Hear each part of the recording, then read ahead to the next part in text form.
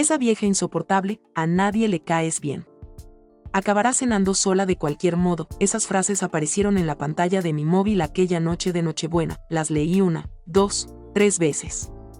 No procedían de un desconocido, sino de mis propios hijos, en el grupo familiar que yo misma había creado con tanto cuidado años atrás. Aquel día comprendí que una cena podía destruir algo más grande que una familia. Podía arrasar con la creencia de que el cariño de una madre bastaba para unir a quienes ya no deseaban permanecer juntos. Me llamo Soledad Luna, tengo 61 años. Resido en una vivienda que levanté con mis propias manos, gracias al esfuerzo de toda una vida de trabajo honrado, un hogar donde se criaron 3 hijos, Gabriel, Mateo y Renata. Una casa que aquella víspera de Navidad rebosaba de comida, con sus guirnaldas luminosas encendidas, la mesa dispuesta con mi vajilla más fina. Y totalmente vacía de las personas que más quería en este mundo. Esta es la historia que callé durante demasiado tiempo. La historia de una madre que pensó que el amor incondicional era suficiente, y la historia de una noche en la que todo cambió para siempre. 15 días antes de la Navidad, envié el mensaje al grupo de la familia. Lo escribí con sumo cuidado, seleccionando cada palabra como quien elige las flores para un ramo. Mis queridos, este año deseo que cenemos juntos en Nochebuena. Prepararé todas sus comidas favoritas. Los espero a las 8 de la noche. Por favor, vengan. Los quiero. Añadí un emoji de corazón carmesí e incluso un pequeño árbol navideño. Intenté sonar alegre y cariñosa, como siempre lo había sido con ellos. Gabriel fue el primero en responder. Entendido, mamá. Mateo colocó un pulgar hacia arriba. Renata ni siquiera leyó el mensaje durante 2 días, pero yo, en mi ingenuidad, interpreté esos silencios como aceptaciones. Pensé, están ocupados, tienen sus propias vidas, pero vendrán. Siempre acuden cuando los necesito, ¿verdad? Compré todo con semanas de antelación. Fui al mercado una mañana temprano en diciembre, cuando el aire aún estaba frío y las calles olían a tamales y a ponche. Seleccioné el pavón más hermoso que encontré. Adquirí castañas, nueces y manzanas para el ponche. Compré los chiles poblanos que a Gabriel tanto le gustaban para el relleno, las especias que Mateo prefería para el mole y la harina para hornear las galletas de jengibre que Renata comía desde que era niña. Gasté más de lo que me permitía, pero no me importó, era Navidad, era mi familia. Pasé 3 jornadas enteras cocinando.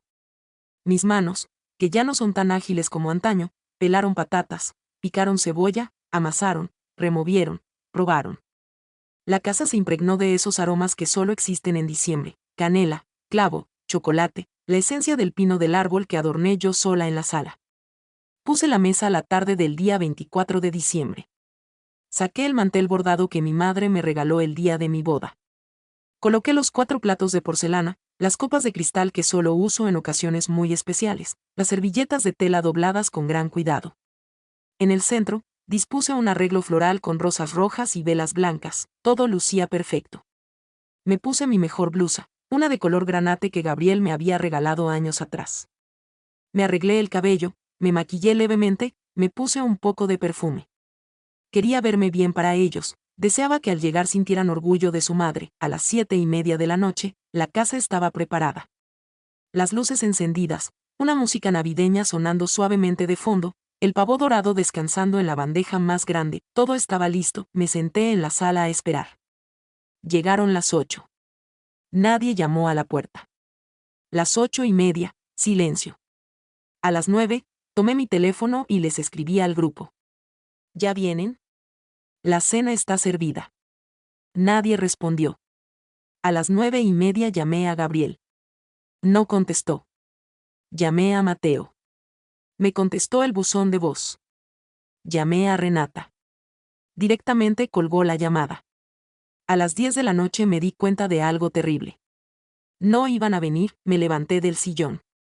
Caminé hasta la mesa, observé todo lo que había preparado con tanto cariño y, en ese instante, sentí algo frío recorrer mi pecho. No era tristeza aún, era incredulidad.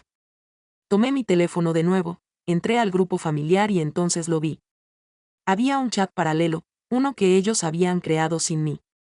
Alguien, por error, había enviado un mensaje al grupo equivocado. Era Renata. ¿En serio? ¿Tenemos que ir a cenar con ella? Siempre es lo mismo. Nos hace sentir culpables si no vamos. Mateo había respondido, Yo ya tengo otros planes. Que se moleste si quiere. Y Gabriel, mi hijo mayor, el que siempre fue el más tranquilo, escribió: la vieja insoportable, a nadie le caes bien. Acabará cenando sola de cualquier modo. Leí esas palabras, una mezcla de portugués y español, como si el desprecio necesitara otro idioma para hacer más daño. Y algo dentro de mí se quebró. No fue una ruptura ruidosa, de esas que provocan lágrimas al instante. Fue silenciosa, profunda, definitiva. Dejé el teléfono sobre la mesa. Me senté sola frente a aquella cena que había preparado para 4. Serví un plato para mí, solo uno, corté un trozo de pavó, lo llevé a mi boca.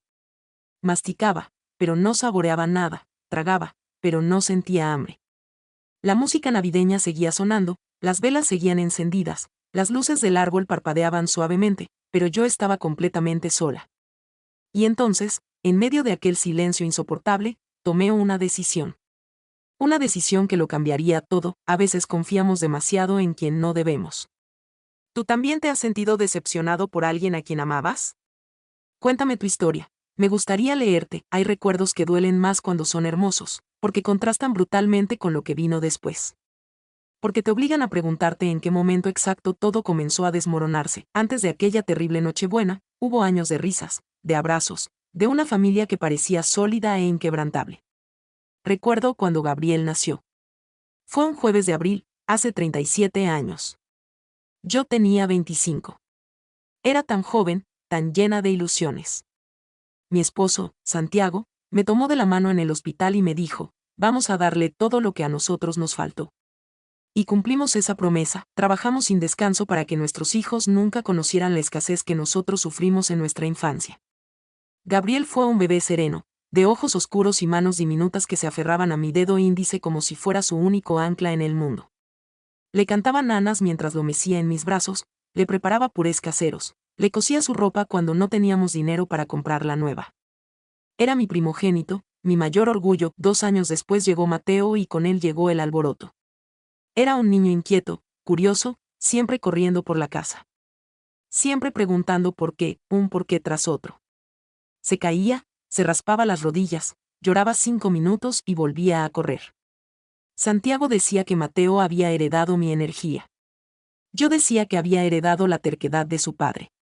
Los dos teníamos razón, y 5 años más tarde, cuando ya creía que mi familia estaba completa, llegó Renata, mi única hija, mi niña de ojos claros y risa contagiosa. La recibí con lágrimas de alegría, la última pieza de mi rompecabezas. Con ella, mi vida quedó completa. Vivíamos en una casa pequeña entonces.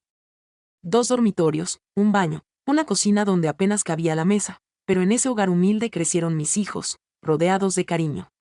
Los domingos preparábamos una parrillada en el patio. Los sábados veíamos películas juntos, apiñados en el único sofá que teníamos. Por las noches, antes de dormir, les leía cuentos mientras ellos discutían por quién se acostaba más cerca de mí. Éramos felices. Santiago trabajaba en la construcción, se marchaba al alba y regresaba al anochecer con las manos llenas de callos y la ropa cubierta de polvo. Pero siempre regresaba con una sonrisa. Siempre nos abrazaba antes de ir a bañarse. Siempre nos hacía sentir que todo iba a salir bien. Yo trabajaba limpiando casas, no me daba vergüenza. Limpiaba oficinas, apartamentos, enormes residencias de gente que tenía más dinero del que sabía gastar. Me levantaba a las 5 de la mañana, dejaba el desayuno preparado para los niños, tomaba 2 autobuses para llegar a mi primer trabajo del día. Regresaba al mediodía, preparaba la comida, ayudaba a los niños con las tareas, luego salía de nuevo a limpiar otra casa por la tarde. Mis manos siempre olían a lejía, mis rodillas siempre estaban adoloridas de tanto fregar suelos. Pero nunca me quejé, porque cada peso que ganaba era para ellos.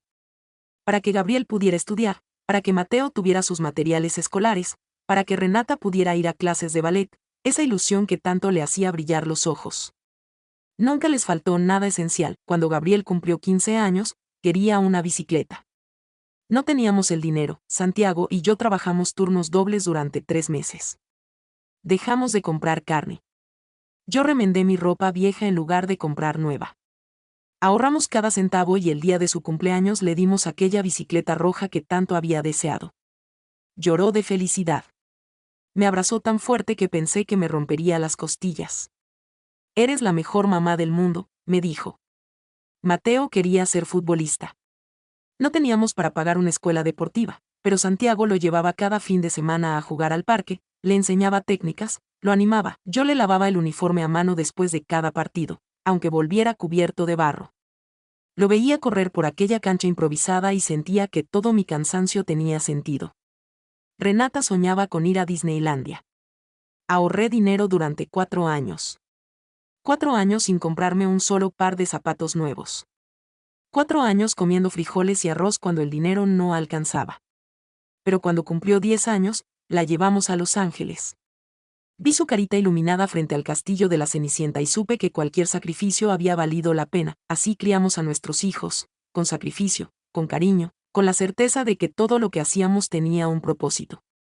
Cuando Santiago falleció hace 7 años, creí que no sobreviviría al dolor. Fue un infarto fulminante. Salió al trabajo una mañana y nunca regresó. Me llamaron del hospital, pero cuando llegué ya era demasiado tarde. Ya no estaba.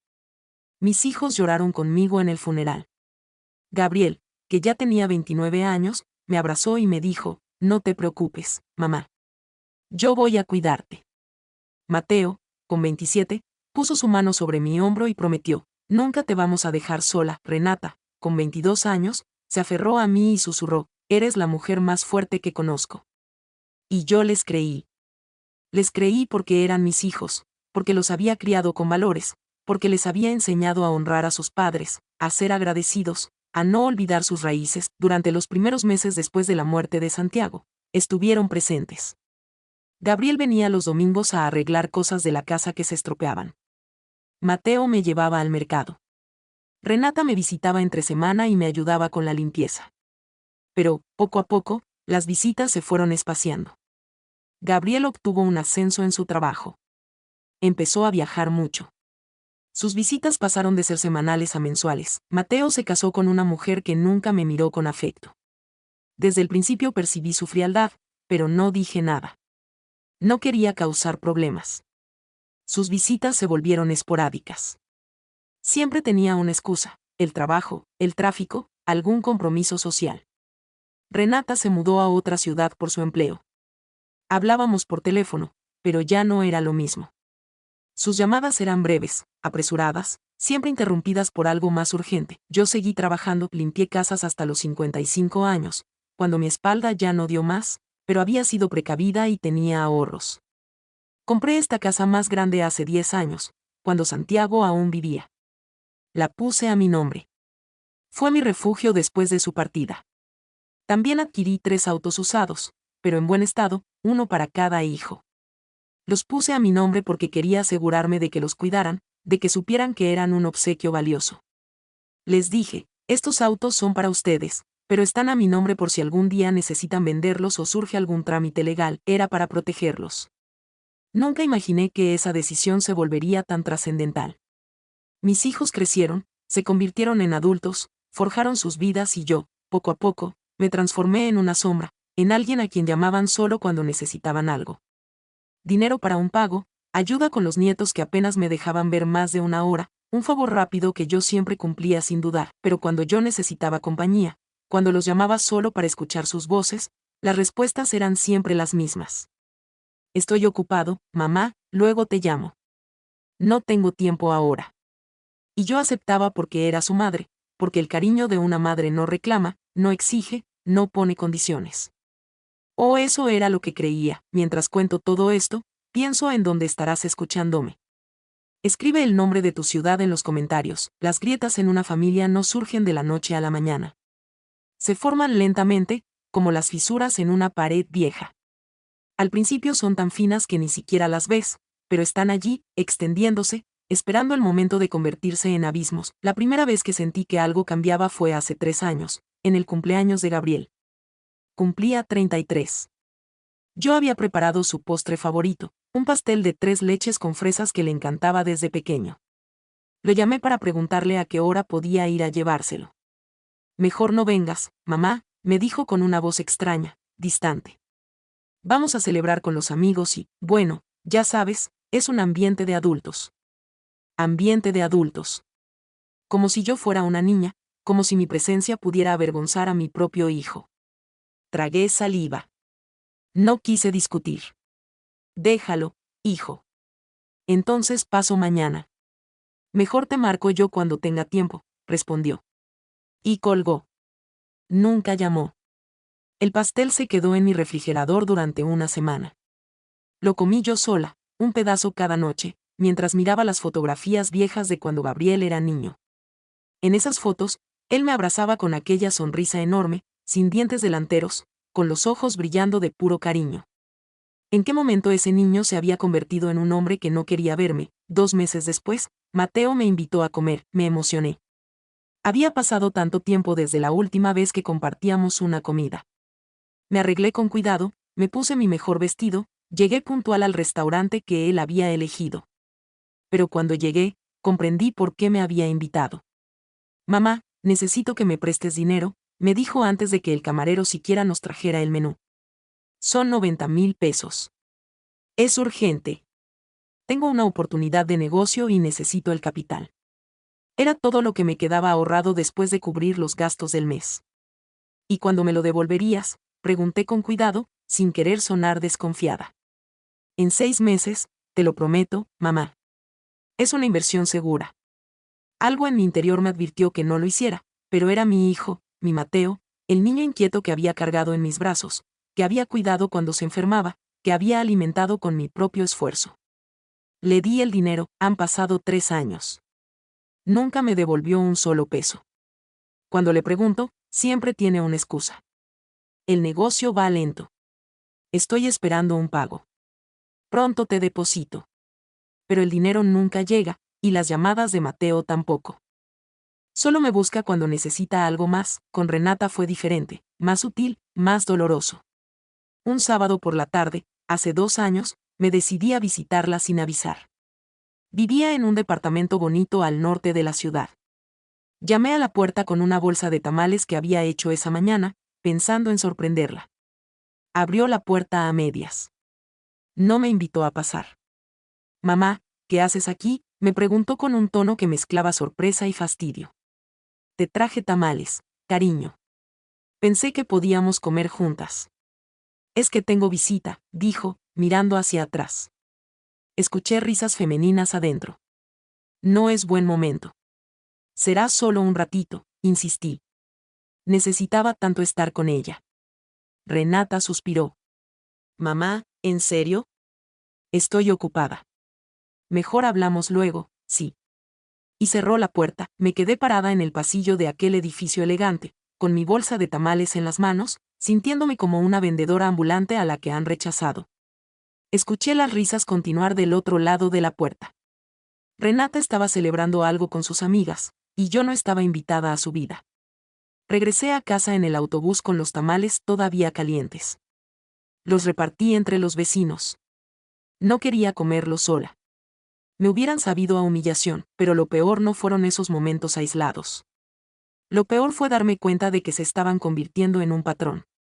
Las llamadas telefónicas que hacía los domingos ya no eran respondidas. Mis mensajes en el grupo familiar quedaban sin leer durante días. Cuando les escribía los extraño, nadie respondía. Cuando les preguntaba cómo están, recibía respuestas de una sola palabra: bien, ocupado, luego hablamos.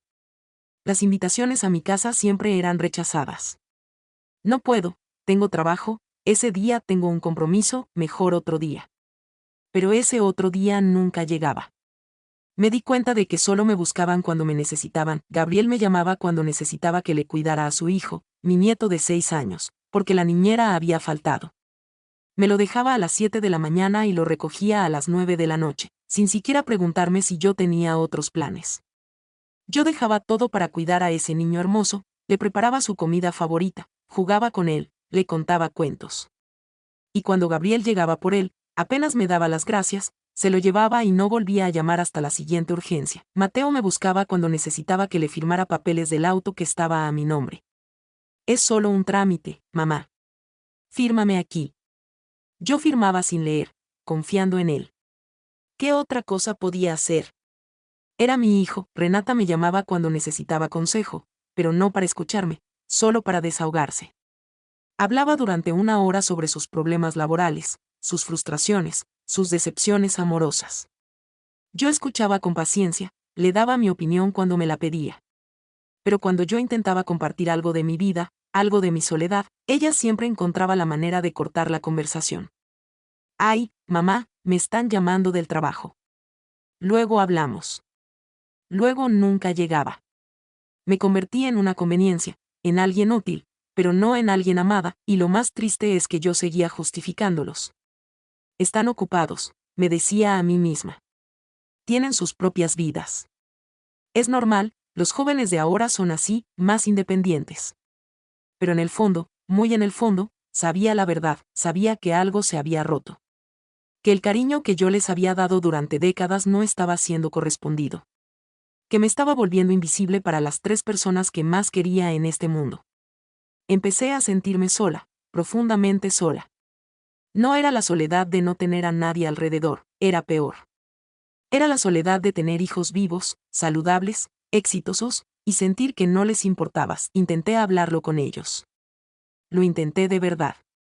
Un domingo por la tarde, hace un año, logré reunirlos a los 3 en mi casa. Había insistido tanto que finalmente aceptaron venir. Preparé su comida favorita. Puse la mesa con cuidado. Quería que ese momento fuera especial. Durante la comida, reuní valor y les dije, hijos, necesito hablar con ustedes. Gabriel levantó la vista de su teléfono por un segundo. Mateo siguió comiendo. Renata suspiró. ¿Qué pasa, mamá?, preguntó Gabriel con impaciencia. Es que los extraño mucho. Siento que ya no nos vemos como antes. Me gustaría que pasáramos más tiempo juntos, que viniéramos a comer cada domingo, como hacíamos cuando su papá vivía. Hubo un silencio incómodo. Mateo habló primero. Mamá, ya no somos niños. Tenemos nuestras propias familias, nuestros trabajos. No podemos estar viniendo cada domingo como si tuviéramos 10 años. No digo cada domingo, traté de explicar. Pero aunque sea una vez al mes, para que no perdamos la conexión. Renata soltó una risa seca. Mamá, no nos hagas sentir culpables. Ya venimos hoy, ¿no? ¿Qué más quieres? Gabriel intervino con un tono conciliador, pero frío. Mamá, entiendo que estés sola, pero no podemos llenar ese vacío. Cada quien tiene su vida. Deberías hacer amigas, salir, hacer algo. No puedes depender de nosotros para ser feliz. Sus palabras me golpearon como piedras. No respondí, solo asentí. Terminamos de comer en silencio. Se fueron 1 hora después, cada uno con una excusa distinta. Esa noche lloré en mi cama. Lloré como no había llorado desde la muerte de Santiago, porque entendí algo terrible. Mis hijos me veían como una carga. Como alguien dependiente, necesitada, molesta. Yo, que había sacrificado mi juventud por ellos, yo, que había trabajado hasta que mi cuerpo no dio más para darles una vida digna. Yo, que nunca les había pedido nada a cambio, salvo un poco de tiempo, un poco de cariño. Pero para ellos, eso ya era demasiado. Después de esa conversación, dejé de insistir. Dejé de llamarlos tan seguido, dejé de escribir en el grupo familiar. Esperé a que ellos me buscaran. Pasaron semanas, luego meses. Y nadie me buscó. Solo cuando necesitaban algo. Y así llegó la Navidad de este año. Esa Navidad en la que decidí hacer un último intento, un último esfuerzo por recuperar a mi familia, les escribí con 2 semanas de anticipación. Les supliqué, sin decir que estaba suplicando. Les abrí mi corazón con ese mensaje sincero. Los espero a las 8 de la noche. No falten. Los quiero. Y ellos respondieron con indiferencia, con emojis vacíos, con silencios. Debí saberlo. Debí entender que ya no les importaba. Pero el corazón de una madre siempre espera, siempre cree, siempre perdona incluso antes de que haya algo que perdonar. Y esa esperanza casi me destruye. Aún me pregunto si hice lo correcto. ¿Y tú, qué habrías hecho en mi lugar? Hay una mentira que las madres nos contamos a nosotras mismas, una mentira peligrosa que repetimos como un mantra cada vez que nuestros hijos nos lastiman. No lo hacen con mala intención, solo están ocupados, solo están pasando por una etapa difícil, solo necesitan tiempo. Yo repetí esa mentira durante años. Cada vez que Gabriel cancelaba una visita en el último minuto, yo me decía, está estresado por el trabajo, es un buen hijo, solo necesita espacio. Cada vez que Mateo me pedía dinero prestado y nunca me lo devolvía, yo justificaba, está pasando por dificultades económicas, ya me pagará cuando pueda. Es solo temporal. Cada vez que Renata colgaba el teléfono abruptamente o rechazaba mis invitaciones, yo pensaba, tiene su propia vida ahora. Es independiente. Eso es bueno. Yo la eduqué para ser fuerte. Me volví experta en excusarlos, en minimizar mi dolor, en convertir cada desplante en algo comprensible, en algo justificable. En algo que yo podía soportar si tan solo fuera más paciente, más comprensiva, más flexible. Solía buscarme únicamente cuando necesitaba algo. Con Renata fue distinto, más sutil y también más doloroso. Un sábado por la tarde, hace un par de años, decidí visitarla sin previo aviso. Vivía en un apartamento bonito en el norte de la ciudad. Llamé a la puerta con una bolsa de tamales que había preparado esa misma mañana, pensando en darle una sorpresa. Abrió la puerta solo a medias y no me invitó a entrar. «Mamá, ¿qué haces aquí?», me preguntó con un tono entre sorprendida y molesta. «Te traje tamales, mi vida. Pensé que podríamos comer juntas». «Es que tengo visita», dijo, mirando hacia atrás. Pude oír risas de mujeres al fondo. «No es un buen momento». «Será solo un momento», insistí. Necesitaba tanto estar con ella. Renata suspiró. «Mamá, ¿en serio?». «Estoy ocupada». «Mejor hablamos luego, sí». Y cerró la puerta.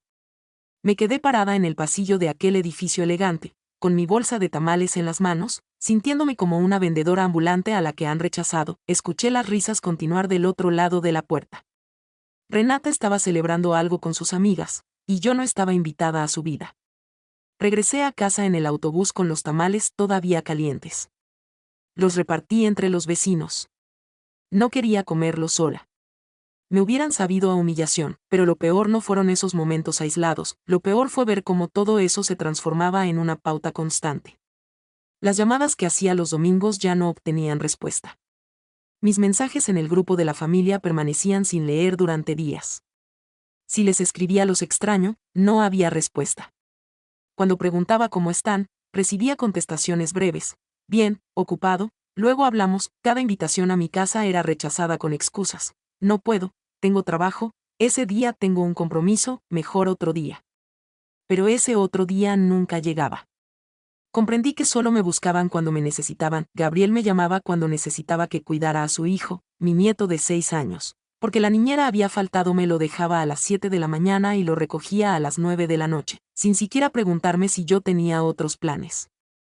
Yo dejaba todo para cuidar a ese niño hermoso, le preparaba su comida favorita, jugaba con él, le contaba cuentos. Y cuando Gabriel llegaba por él, apenas me daba las gracias, se lo llevaba y no volvía a llamar hasta la siguiente urgencia. Mateo me buscaba cuando necesitaba que le firmara papeles del auto que estaba a mi nombre. «Es solo un trámite, mamá. Fírmame aquí». Yo firmaba sin leer, confiando en él. ¿Qué otra cosa podía hacer? Era mi hijo. Renata me llamaba cuando necesitaba consejo, pero no para escucharme, solo para desahogarse. Hablaba durante 1 hora sobre sus problemas laborales, sus frustraciones, sus decepciones amorosas. Yo escuchaba con paciencia, le daba mi opinión cuando me la pedía. Pero cuando yo intentaba compartir algo de mi vida, algo de mi soledad, ella siempre encontraba la manera de cortar la conversación. «Ay, mamá, me están llamando del trabajo. Luego hablamos». Luego nunca llegaba. Me convertí en una conveniencia, en alguien útil, pero no en alguien amada, y lo más triste es que yo seguía justificándolos. «Están ocupados», me decía a mí misma. «Tienen sus propias vidas. Es normal, los jóvenes de ahora son así, más independientes». Pero en el fondo, muy en el fondo, sabía la verdad. Sabía que algo se había roto, que el afecto que les había brindado durante décadas no era correspondido. Que me volvía invisible para las 3 personas que más quería en este mundo. Comencé a sentirme sola, con una soledad profunda. No era la soledad de no tener a nadie cerca, era peor.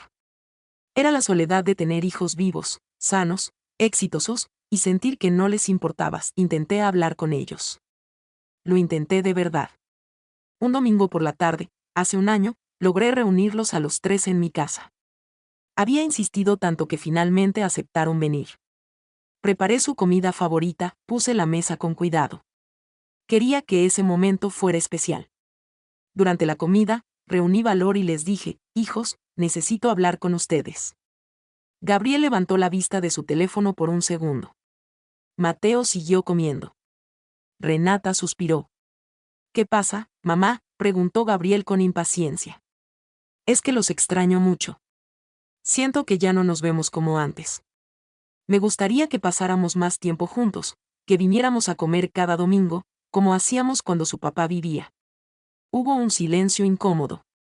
Mateo habló primero. Mamá, ya no somos niños, tenemos nuestras propias familias, nuestros trabajos. No podemos estar viniendo cada domingo como si tuviéramos 10 años.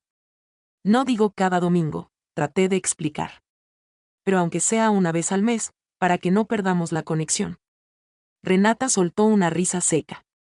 Mamá, no nos hagas sentir culpables. Ya venimos hoy, ¿no? ¿Qué más quieres? Gabriel intervino con un tono conciliador, pero frío. Mamá, entiendo que estés sola, pero no podemos llenar ese vacío. Cada quien tiene su vida. Deberías hacer amigas, salir, hacer algo. No puedes depender de nosotros para ser feliz. Sus palabras me golpearon como piedras. No respondí, solo asentí. Terminamos de comer en silencio. Se fueron una hora después, cada uno con una excusa distinta. Esa noche lloré en mi cama. Lloré como no había llorado desde la muerte de Santiago, porque entendí algo terrible. Mis hijos me veían como una carga. Como alguien dependiente, necesitada, molesta.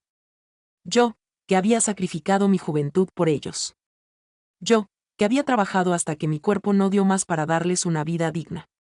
Yo, que nunca les había pedido nada a cambio, salvo un poco de tiempo, un poco de cariño, pero para ellos, eso ya era demasiado. Después de esa conversación, dejé de insistir. Dejé de llamarlos tan seguido, dejé de escribir en el grupo familiar. Esperé a que ellos me buscaran. Pasaron semanas, luego meses. Y nadie me buscó. Solo cuando necesitaban algo. Y así llegó la Navidad de este año. Esa Navidad en la que decidí hacer un último intento, un último esfuerzo por recuperar a mi familia, les escribí con 2 semanas de anticipación. Les supliqué, sin decir que estaba suplicando. Les abrí mi corazón con ese mensaje sincero. Los espero a las 8 de la noche, no falten. Los quiero. Y ellos respondieron con indiferencia, con emojis vacíos, con silencios. Debí saberlo. Debí entender que ya no les importaba. Pero el corazón de una madre siempre espera, siempre cree, siempre perdona incluso antes de que haya algo que perdonar. Y esa esperanza casi me destruye. Aún me pregunto si hice lo correcto. ¿Y tú, qué habrías hecho en mi lugar? Hay una mentira que las madres nos contamos a nosotras mismas. Una mentira peligrosa que repetimos como un mantra cada vez que nuestros hijos nos lastiman. No lo hacen con mala intención, solo están ocupados, solo están pasando por una etapa difícil, solo necesitan tiempo. Yo repetí esa mentira durante años. Cada vez que Gabriel cancelaba una visita en el último minuto, yo me decía, está estresado por el trabajo, es un buen hijo, solo necesita espacio. Cada vez que Mateo me pedía dinero prestado y nunca me lo devolvía, yo justificaba, está pasando por dificultades económicas, ya me pagará cuando pueda. Es solo temporal. Cada vez que Renata colgaba el teléfono abruptamente o rechazaba mis invitaciones, yo pensaba, tiene su propia vida ahora. Es independiente. Eso es bueno. Yo la eduqué para ser fuerte. Me volví experta en excusarlos, en minimizar mi dolor, en convertir cada desplante en algo comprensible, en algo justificable. En algo que yo podía soportar si tan solo fuera más paciente, más comprensiva, más flexible. Era un viernes por la tarde. Yo estaba en el supermercado haciendo la compra semanal cuando recibí una llamada de Gabriel. Me emocioné tanto al ver su nombre en la pantalla que casi dejo caer la cesta de las compras. Hijo, qué sorpresa. ¿Cómo estás? Mamá, necesito un favor urgente, dijo sin siquiera saludar. ¿Puedes cuidar a Sebastián esta noche? Es que tengo una cena de trabajo importantísima y la niñera se enfermó. Sebastián era mi nieto, el hijo de Gabriel, Un niño hermoso de 6 años que me llenaba el corazón cada vez que lo veía, pero las visitas siempre eran así, urgentes, imprevistas, funcionales. Claro que sí, hijo. ¿A qué hora me lo traes? En 1 hora. Está bien. Es que de verdad es urgente. Sí, sí, no hay problema. Aquí los espero. Dejé el supermercado a medias. Regresé a casa corriendo. Tenía que limpiar, preparar algo de cenar para Sebastián, sacar sus juguetes favoritos que guardaba en un cajón especial para cuando venía. Gabriel llegó exactamente 1 hora después. Entró apurado, casi sin mirarme. Sebastián llevaba su mochila con el pijama y el cepillo de dientes. Gracias, mamá. Vuelvo como a las 11. ¿Tan tarde?, pregunté sorprendida. Es una cena importante, ya sabes cómo son estas cosas. Se fue sin siquiera abrazar a su hijo. Sebastián se quedó parado en la sala con su mochila a medio cargar, viéndome con esos ojos grandes llenos de tristeza. Tu papá siempre tiene mucho trabajo, le dije mientras le ayudaba a quitarse los zapatos. Sí, respondió el niño con una vocecita pequeña, y mi mamá también, por eso siempre me dejan contigo o con la niñera. Me dolió el pecho. Ese niño necesitaba a sus padres, pero ellos estaban demasiado ocupados construyendo sus carreras, su estatus, su vida perfecta de adultos exitosos. Esa noche jugamos con cochecitos, cenamos quesadillas, vimos una película de dinosaurios que le encantaba. Sebastián se quedó dormido en mi regazo a las 9. Lo cargué hasta mi cama. Lo arropé con cuidado. Besé su frente. Las 11 llegaron. Gabriel no apareció. La medianoche, nada. La 1 de la madrugada, silencio. Le llamé. No contestó. Le escribí. No respondió. A las 2 de la mañana recibí un mensaje. Perdón, mamá. La cena se alargó. ¿Puedes quedarte con él hasta mañana? Paso como a las 10. No me preguntó. Me informó. Respondí, está bien, hijo. Duérmete tranquilo. Pero no estaba bien. Yo tenía una cita médica a las 9 de la mañana del sábado, una cita que había esperado 3 meses para que me revisaran una molestia en el pecho que me tenía preocupada. Pero cancelé la cita. Porque mi nieto me necesitaba. Porque Gabriel me necesitaba. ¿Y qué pasó? Gabriel llegó a las 2 de la tarde, no a las 10. A las 2 entró riéndose, hablando por teléfono, oliendo a perfume caro. Cuando colgó, me dijo, gracias, mamá. La cena salió excelente. Creo que vamos a cerrar el contrato. Qué bueno, hijo, respondí tratando de sonreír. ¿Verdad? Ah, y después nos fuimos a un bar con el cliente. Se puso buenísima la noche. Después se fue a un bar, mientras su hijo dormía en casa de su abuela. Mientras su madre cancelaba su cita médica para cuidar al niño que él había dejado bajo la excusa de un trabajo urgente, pero no dije nada. Sonreí. Le di un abrazo. Le dije, me da gusto que te vaya bien. Gabriel tomó a Sebastián de la mano y se fue. Ni siquiera me pagó la gasolina, ni siquiera me agradeció realmente, solo me dio un beso rápido en la mejilla y desapareció. Me quedé parada en la puerta viendo cómo su auto se alejaba. Y en ese momento debí enojarme. Debí llamarlo y decirle que lo que había hecho no estaba bien, que no podía usarme así, que yo también tenía una vida, necesidades, compromisos, pero no lo hice porque tenía miedo. Miedo de que si me quejaba, si le exigía respeto, dejaría de buscarme. Y entonces no volvería a ver a mi nieto, no volvería a escuchar la voz de mi hijo, así que me tragué la rabia, me tragué la decepción, y seguí siendo la mamá comprensiva, disponible, incondicional. Con Mateo era peor, porque Mateo había aprendido que podía manipularme emocionalmente. Hace 8 meses llegó a mi casa un domingo por la tarde. No había avisado, simplemente tocó la puerta.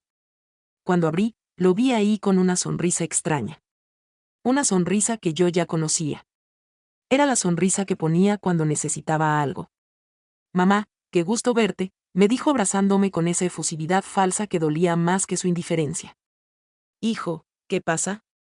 ¿Quieres café? Sí, por favor. Nos sentamos en la cocina. Preparé café de olla de ese que le gustaba, con canela. Puse pan dulce en la mesa. Intenté conversar, preguntarle cómo estaba, qué había hecho durante esas semanas que no sabía de él. pero Mateo no había venido a platicar. Mamá, necesito hablar contigo de algo importante, dijo después del segundo sorbo de café. Mi estómago se apretó. Ya sabía lo que venía. Dime, hijo. ¿Te acuerdas del dinero que me prestaste hace como 3 años? Sí, me acuerdo. Bueno, pues todavía no he podido pagarte y la verdad es que estoy pasando por un momento muy difícil económicamente. Guardé silencio. Esperé a que continuara. El negocio no funcionó como esperaba. Perdí todo y ahora tengo deudas, deudas fuertes. Y bueno, vengo a pedirte otro favor. Mateo, solo son 90,000 pesos. Mamá, te lo juro que esta vez sí te los pago. Es para salir de una deuda que tengo con el banco. Si no pago, me van a embargar el auto. El auto que estaba a mi nombre. Hijo, yo ya no tengo esos ahorros. Lo que me prestaste hace 3 años era todo lo que tenía guardado. Ahora solo vivo de mi pensión.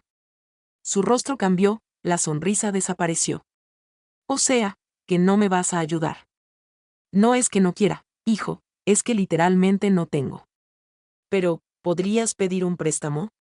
¿Podrías empeñar algo? ¿Podrías hacer algo? No, me quedé sin palabras. ¿Empeñar algo? ¿Endeudarme yo para sacarlo de sus problemas? Problemas que él mismo había creado con su irresponsabilidad. Mateo, yo ya te ayudé. Te di todo lo que tenía y nunca me lo devolviste. ¿Cómo quieres que vuelva a prestarte? Se levantó de la silla bruscamente.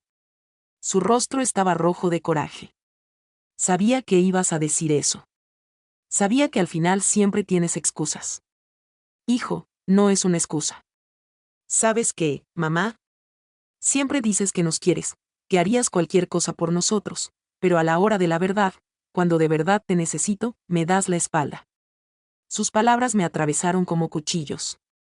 Mateo, por favor, entiéndeme. No, tú entiéndeme a mí. Estoy desesperado y tú, que eres mi madre, me niegas tu ayuda. Se fue dando un portazo, me dejó temblando en esa cocina, con el café todavía caliente, con el pan dulce intacto, con las lágrimas rodando por mis mejillas. Esa noche no pude dormir, me la pasé dándole vueltas a sus palabras. ¿Tendría razón? ¿Era yo una mala madre por no endeudarme para ayudarlo? ¿Debía sacrificarme más? Hasta donde tenía que llegar mi cariño, y lo más terrible de todo es que 2 días después llamé a Mateo. Le dije que había conseguido 30,000 pesos, que no eran los 90 que necesitaba, pero que era lo que podía darle. Mentí. No los había conseguido, los saqué de mi tarjeta de crédito, me endeudé. Sacrifiqué mi tranquilidad económica porque no soportaba la idea de que mi hijo pensara que yo no lo quería. Mateo vino por el dinero, esta vez sin sonrisa. Solo tomó el sobre, me dio las gracias secamente y se fue. Pasaron 8 meses.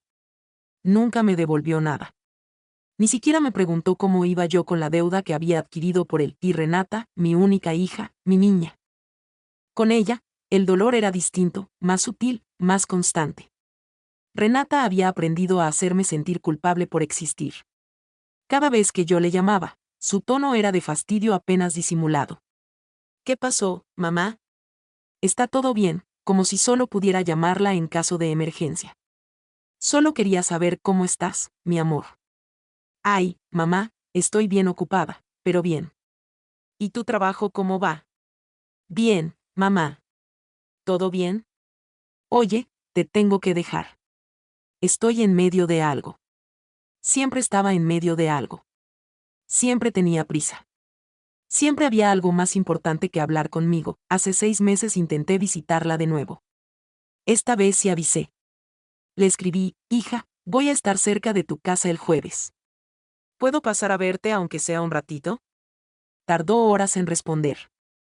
Mejor otro día, mamá. El jueves tengo mucho trabajo. ¿Y el viernes? El viernes tengo planes. ¿Y el fin de semana? Mamá, ¿en serio? Ahorita no puedo.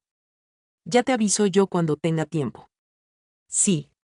Nunca avisó, me di cuenta de algo devastador. Mi propia hija me evitaba. Le incomodaba mi presencia. Yo, que la había parido, que la había amamantado, que había velado sus sueños durante años, me había convertido en alguien de quien ella quería escapar, y aún así yo seguía justificándola. Es joven, tiene su vida. Yo a su edad tampoco visitaba tanto a mi mamá. Pero era mentira. Yo sí visitaba a mi madre cada semana hasta el día en que murió, porque así me habían enseñado, porque el respeto y el cariño a los padres no tenían edad ni excepciones, me había vuelto experta en tragarme el dolor, en sonreír cuando quería llorar, en decir está bien cuando nada estaba bien, en anularme completamente para no molestar a mis hijos con mi existencia, y ellos lo sabían. Sabían que yo siempre iba a estar ahí, siempre disponible, siempre perdonando, siempre esperando. Por eso, cuando les escribí sobre la cena de Navidad, ni siquiera se molestaron en inventar buenas excusas. Solo pusieron emojis, respuestas vagas, indiferencia.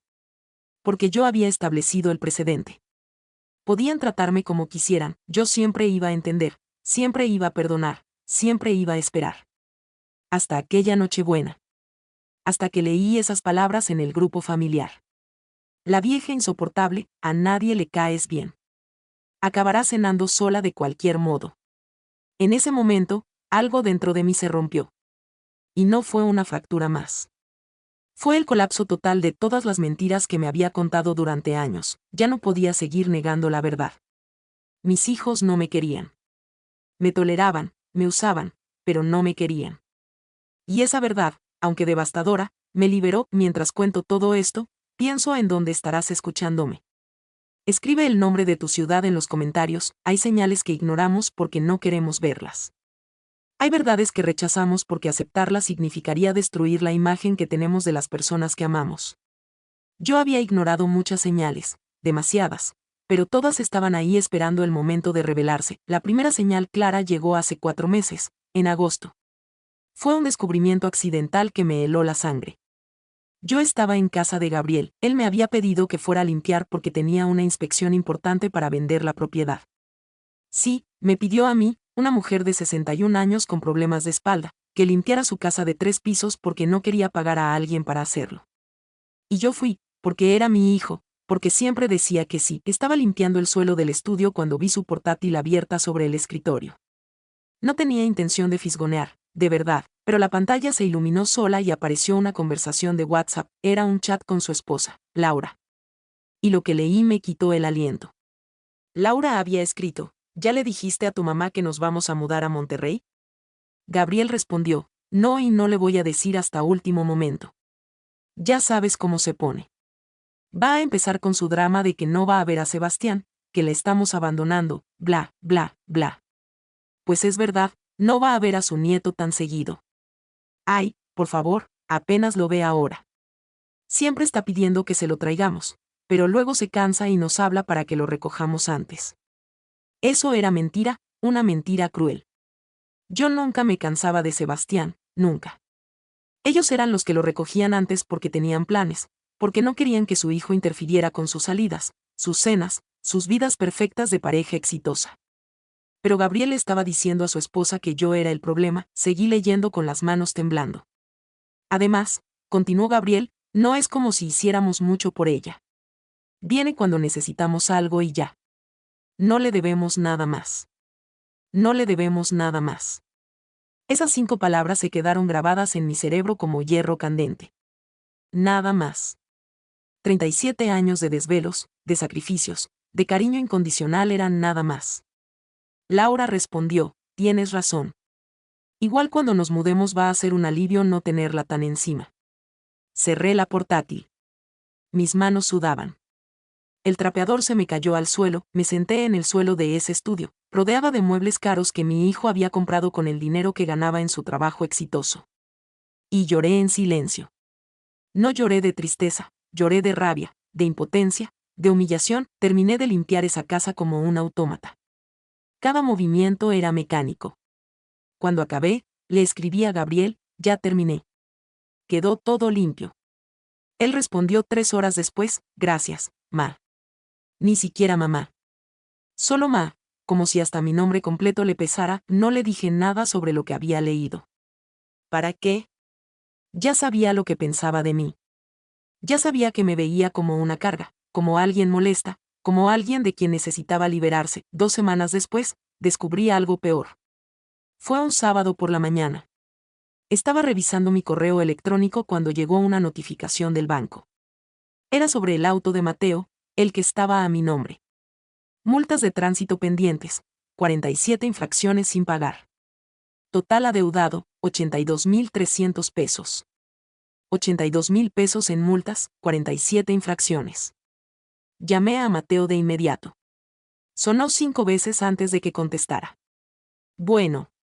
Mateo, acabo de recibir un correo del banco. Tienes 82,000 pesos en multas sin pagar. Hubo un silencio largo. Ah, sí. Eso se me había olvidado comentarte. ¿Qué se te había olvidado? Son casi 50 multas. ¿Cómo es posible, hijo? Relájate, son de hace tiempo, ya las voy a pagar. ¿Cuándo, Mateo? Porque el auto está a mi nombre. Si no pagas, me van a embargar a mí. Ya lo sé, mamá. No seas dramática. Te dije que las voy a pagar. ¿Con qué dinero? Si todavía me debes los 90,000 que te presté hace 3 años y los 30,000 de hace 8 meses. Su voz cambió. Se volvió dura, fría. ¿Sabes qué? Estoy hasta la madre de que siempre me estés cobrando. Siempre es lo mismo contigo. Te presté, me debes. Cuando me pagas, ¿no se supone que las madres ayudan a sus hijos sin esperar nada a cambio? Me quedé muda. Mateo, no. Mamá, en serio, estás obsesionada con el dinero. Por eso nadie quiere estar contigo, porque siempre andas de amargada, de víctima, cobrando favores. Y colgó. Me quedé con el teléfono en la mano, temblando de pies a cabeza. No podía creer lo que acababa de escuchar. Yo no estaba cobrando favores, estaba defendiendo lo poco que me quedaba. Pero para él yo era la villana, yo era la mala madre que se atrevía a recordarle sus deudas. Pasé 3 días sin dormir, dándole vueltas a esa conversación. ¿De verdad era yo el problema? ¿De verdad estaba siendo dramática, amargada, obsesionada? Y entonces recordé algo que había escuchado meses atrás, pero que no había querido procesar. Era en mayo. Yo había ido al supermercado cerca de la casa de Renata. Estaba en la fila para pagar cuando escuché voces conocidas detrás de mí. Me giré y vi a Renata con 2 amigas. Ella no me había visto. Una de sus amigas le preguntó, ¿y tu mamá cómo está? Renata suspiró con dramatismo exagerado. Ay, ahí anda, bien pegajosa como siempre. No entiende que ya crecí, que tengo mi vida. Cada rato me está marcando, mandando mensajes. Es agotador. Las amigas se rieron. Todas las mamás son así, dijo otra. Sí, pero la mía es nivel experto. Hace poco me dijo que me extraña, que si podía visitarla. ¿Te imaginas visitarla nada más porque sí, como si no tuviera nada mejor que hacer? Se rieron de nuevo, yo estaba a 3 metros de distancia, de espaldas, pero cada palabra me atravesaba como una bala. ¿Y qué le dijiste? Le inventé que tenía mucho trabajo. Obviamente no voy a ir a verla solo porque se siente sola. Que haga amigas o algo. No es mi responsabilidad entretenerla. Pagué mi cuenta y salí de ahí lo más rápido que pude. Llegué a casa y vomité, literal. Vomité del asco, del dolor, de la traición. Mi hija, mi única hija, la niña a la que le había enseñado a caminar, a hablar, a ser fuerte. Esa misma niña hablaba de mí con desprecio frente a sus amigas, me reducía a una mamá pegajosa, a un estorbo, a alguien patético que no tenía nada mejor que hacer que molestar a su hija exitosa. Todos estos descubrimientos parciales se fueron acumulando como piedras en mi pecho. Cada uno era doloroso por sí solo, pero juntos formaban una verdad insoportable. Mis hijos no solo me ignoraban, me despreciaban, hablaban mal de mí a mis espaldas, se burlaban de mis sentimientos. Me veían como una carga inútil de la que querían deshacerse. Y lo peor de todo es que seguían fingiendo. Cuando me veían de frente, me hablaban con esa cortesía falsa, con esos te quiero, mamá vacíos, con esas promesas de luego nos vemos que nunca se cumplían. Vivían una doble vida. Conmigo, eran hijos aparentemente respetuosos. Lejos de mí, eran crueles, desagradecidos, burlones. Empecé a preguntarme cuántas otras conversaciones habrían tenido sobre mí, cuántas veces habrían puesto los ojos en blanco cuando les llamaba, cuántas veces habrían suspirado con fastidio al ver mi nombre en sus pantallas. Me sentí como una tonta, como una vieja ilusa que había creído que el cariño de una madre era suficiente para mantener unida a una familia. Pero no era suficiente, nunca lo fue. Ellos habían crecido, habían formado sus propias vidas, y en esas vidas yo ya no cabía. Era un estorbo, una reliquia del pasado que les recordaba sus orígenes humildes, sus obligaciones morales, su deuda emocional. Y esa deuda, evidentemente, no querían pagarla. Hace 3 meses hice algo que nunca había hecho. Revisé mi testamento. Lo había hecho años atrás. Cuando Santiago murió, en ese testamento, dejaba todo dividido equitativamente entre mis 3 hijos, la casa, mis ahorros, mis pertenencias. También especificaba que los 3 autos que estaban a mi nombre les pertenecían oficialmente a ellos. Mientras leía ese documento, sentí una mezcla de tristeza y rabia. ¿En serio iba a dejarles todo, después de cómo me trataban, después de la humillación constante, del desprecio, del olvido? Guardé el testamento en mi cajón. No hice nada con él todavía, pero algo había cambiado dentro de mí. Una semilla de rabia había comenzado a germinar. Ya no era solo dolor, ya no era solo tristeza, era indignación. Porque yo no merecía esto. Nadie merecía esto, no importaba cuánto hubiera sacrificado por ellos, no podía obligarlos a quererme. Pero tampoco tenía que seguir sometiéndome a su crueldad. Y entonces llegó diciembre. Llegó la Navidad. Llegó mi último intento por recuperar a mi familia. Les escribí ese mensaje con 2 semanas de anticipación. Los invité con toda mi alma. Preparé esa cena con todo mi corazón. Y ellos ni siquiera tuvieron la decencia de inventar una buena mentira. Solo pusieron emojis, respuestas de una palabra, indiferencia total. Debía haberlo sabido. Todas las señales estaban ahí. Todos los descubrimientos parciales apuntaban a la misma conclusión. No iban a venir. Nunca tuvieron la intención de venir, pero yo, terca como siempre, quise creer que había una posibilidad. Una última posibilidad de que recordaran quién era yo, de que recordaran todo lo que había hecho por ellos, de que el espíritu navideño al menos los hiciera reflexionar. Me equivoqué. El 24 de diciembre a las 10 de la noche, mientras yo estaba sentada frente a esa mesa llena de comida que nadie iba a comer, leí ese mensaje en el grupo familiar. Ese mensaje que me destruyó y al mismo tiempo me liberó. La vieja insoportable, a nadie le caes bien. Acabarás cenando sola de cualquier modo, acabarás cenando sola de cualquier modo. Y en ese momento, todos los descubrimientos parciales se unieron en una revelación completa. Mis hijos no me querían, y yo ya no tenía que fingir que todo estaba bien. Era hora de tomar una decisión. Una decisión que cambiaría todo para siempre. Hay momentos en la vida que te cambian para siempre. Momentos que dividen tu existencia en un antes y un después. Para mí, ese momento fue la noche del 24 de diciembre. Sentada frente a una mesa llena de comida que nadie vino a compartir, leyendo palabras que nunca debía haber leído. La vieja insoportable, a nadie le caes bien. Acabarás cenando sola de cualquier modo. Las leí una vez, 2, 3. Como si leerlas más veces fuera a cambiar su significado. Como si de repente fueran a transformarse en palabras de cariño, de arrepentimiento, de disculpa. Pero no cambiaban. Seguían ahí, crueles, definitivas, verdaderas. El grupo familiar tenía un nombre que yo misma había puesto años atrás: Familia Luna. Cariño eterno. Qué irónico. Qué dolorosamente irónico. Miré la pantalla hasta que se me nublaron los ojos. No de lágrimas. Ya no me quedaban lágrimas. Era algo más profundo que la tristeza. Era la muerte de una ilusión, la muerte de la madre que había creído que el cariño incondicional era suficiente. Me levanté de la silla. Mis piernas temblaban, pero logré sostenerme. Caminé hacia la ventana de la cocina. Afuera, las casas de mis vecinos brillaban con luces navideñas. Escuchaba risas lejanas, música, celebración. El mundo seguía girando, las familias seguían reunidas, la Navidad seguía siendo mágica. Para todos menos para mí. Regresé a la mesa. Observé cada detalle de esa cena que había preparado con tanto cariño. El pavo dorado, perfecto, cortado con precisión. El mole que había tardado 2 días en preparar con la receta de mi abuela. Las castañas caramelizadas. El ponche humeante en la olla grande. Las galletas de jengibre decoradas a mano, cada una con un mensaje. Te quiero, Gabriel. Te quiero, Mateo. Te quiero, Renata. Qué patética me veía a mí misma. Una mujer de 61 años escribiendo mensajes de cariño en galletas para hijos que ni siquiera tuvieron la decencia de rechazar la invitación de frente. Tomé mi teléfono de nuevo.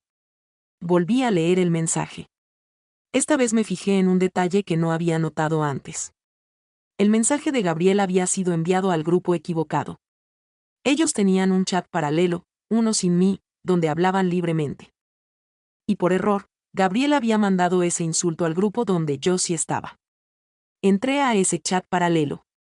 Renata lo había borrado rápidamente, pero alcancé a ver que tenía un nombre, los tres.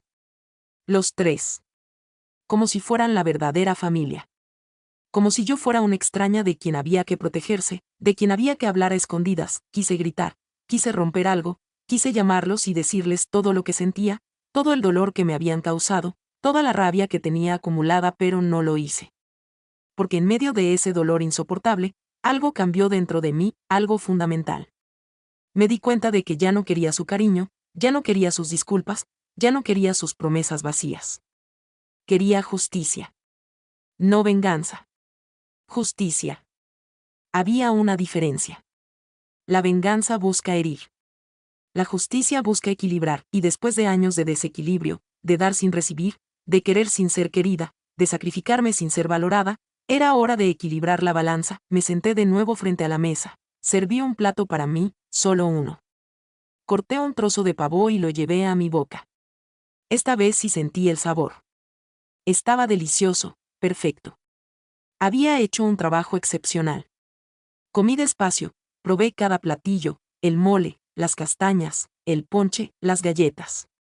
Todo estaba exactamente como debía estar.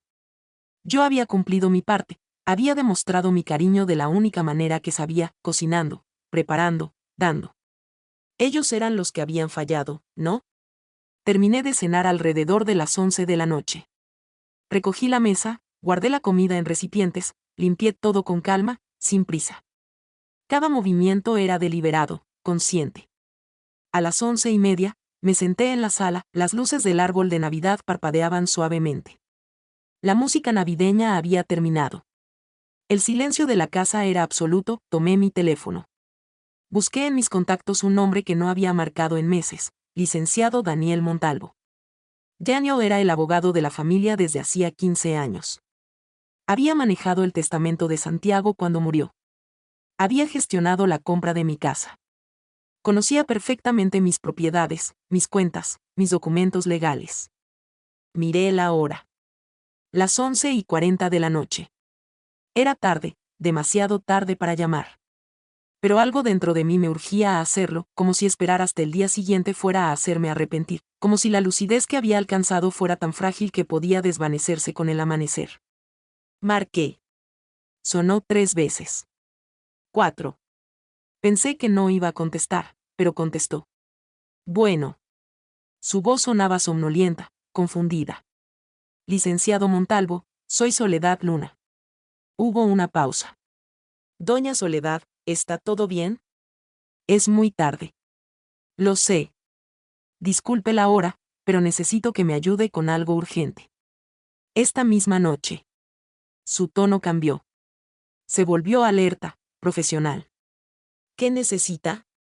Respiré profundo, las palabras estaban en mi garganta esperando salir, pero una parte de mí todavía dudaba. ¿De verdad iba a hacer esto? ¿De verdad iba a tomar una decisión tan drástica, tan definitiva? Miré hacia la mesa, ya vacía. Recordé las horas que pasé cocinando. Recordé la ilusión con la que había decorado. Recordé la esperanza con la que había esperado. Y recordé las palabras. La vieja insoportable, a nadie le caes bien, la duda desapareció. Necesito que modifique mi testamento. Quiero desheredar a mis 3 hijos completamente. El silencio del otro lado fue largo. Podía imaginar al licenciado Montalvo sentándose en su cama, completamente despierto ahora, procesando lo que acababa de escuchar. Doña Soledad, ¿está segura? Es una decisión muy seria, muy permanente. Estoy completamente segura. ¿Puedo preguntar qué pasó? Le conté. Le conté todo. Los años de abandono, los desprecios, las humillaciones y, finalmente, la cena de Navidad, el mensaje cruel, La certeza de que mis hijos me veían como un estorbo del que querían deshacerse. El licenciado escuchó en silencio. Cuando terminé, suspiró profundamente. Lo siento mucho, doña Soledad. Ninguna madre debería pasar por esto. Ya pasó. Ahora solo quiero hacer lo correcto. Entiendo, pero debe saber que por ley sus hijos tienen derecho a una parte de la herencia. No puedo desheredarlos completamente a menos que exista una causa legal grave. Soledad terminó de hablar y un silencio denso llenó la línea telefónica. La decisión estaba tomada, no surgida del ardor repentino de la ira, sino del lento enfriamiento de una esperanza que por fin se había extinguido. Esa noche, mientras en las casas vecinas las risas se apagaban y las luces de los árboles parpadeaban como últimos rescoldos de una fiesta ajena, ella trazó un nuevo rumbo para el resto de su vida. Su amor, ese vasto e incondicional océano que había alimentado a 3 vidas, encontró por fin su orilla en el firme territorio de su propia dignidad. Las palabras del abogado, técnicas y lógicas, no la disuadieron, solo definieron el campo de batalla donde ella, por primera vez, pelearía por sí misma. Ya no reservaría un espacio en una mesa para fantasmas.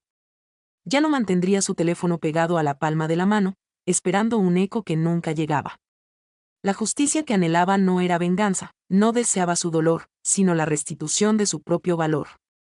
Era el acto supremo de retirar una ofrenda que, durante años, había sido depositada en un altar vacío.